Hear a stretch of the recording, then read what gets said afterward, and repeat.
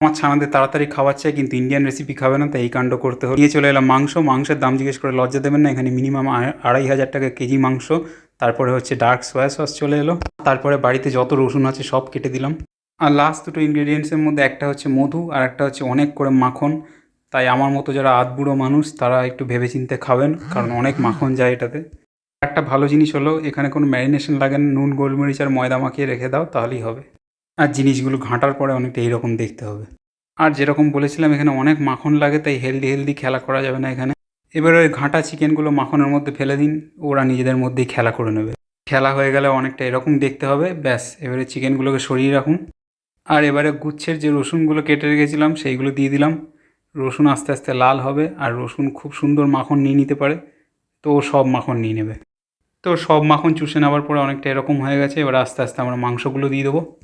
আর finally soya sauce আর মধু দেওয়ার পালা। আমি ডার্ক সয়া সস ইউজ করেছি বলে একটু কম দিয়েছি, হালকা সস ইউজ করলে একটু বেশি দিতে হবে। ব্যাস, রান্না শেষ। লিটারেলি 15 থেকে 20 মিনিট লাগে। ফাইনাল প্রোডাক্ট অনেকটা এরকম দেখতে হয়, কিন্তু খেতে দারুণ লাগে। আর আমার দুই ছানা দুরকমভাবে খেলো, বড় ছানা পাস্তা দিয়ে খেলো, ছোটো ছানা হচ্ছে পাস্তা আর ব্রেড দুটো দিয়ে খেলো। তবে এটা ভাত দিয়ে খাওয়ার মজা নেই।